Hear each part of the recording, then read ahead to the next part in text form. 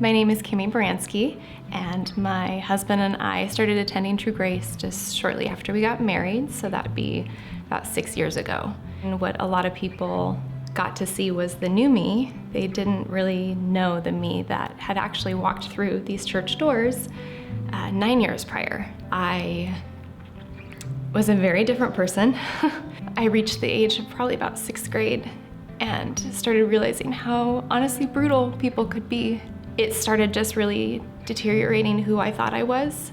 And I went from this extremely confident, fun-loving, fearless young girl to just a petrified, lonely, terrified of being alone, the feeling of loneliness. And I literally became a chameleon. I just compromised and became whoever needed to be in that situation with whomever it was I was trying to impress, people I didn't even like. I was trying to impress. And I walked into a horrific relationship because it was the first guy in that point of my life that gave me attention.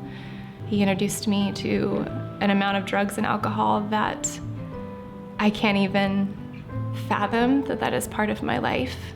It was never supposed to be my story. And it became my story for over 7 years.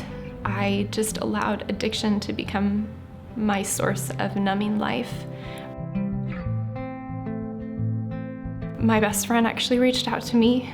She'd never given up on me and invited me to True Grace on a Saturday night. I had been 1 week sober, and there was a story. I don't know if it was my story, what it was. It was a young man who'd ended up in prison because of addiction, and now he came to know the Lord, and all about how God was the only one that could save him from that loneliness. I felt like I was finally kind of hearing God. I couldn't believe that God would speak to me so intimately when I had ran so far from him, when I had disappointed him so greatly. I called my parents the next week and said I need help. I checked myself into rehab with the help of them. I slowly got my life back. It was a very long journey. I will be 10 years sober in July. Every time I share that part of my past that is so embarrassing and it's so dark and so painful, he redeems me again. My experiences can actually be used for other people's redemption stories. I want to be used by God. I don't want to be afraid.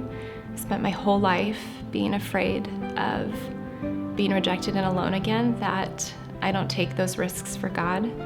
And honestly, in this church, around these people, in this community, I finally feel safe too. God had taken what the enemy had meant to absolutely destroy me and keep me from what he had called me to, and God has used it for good.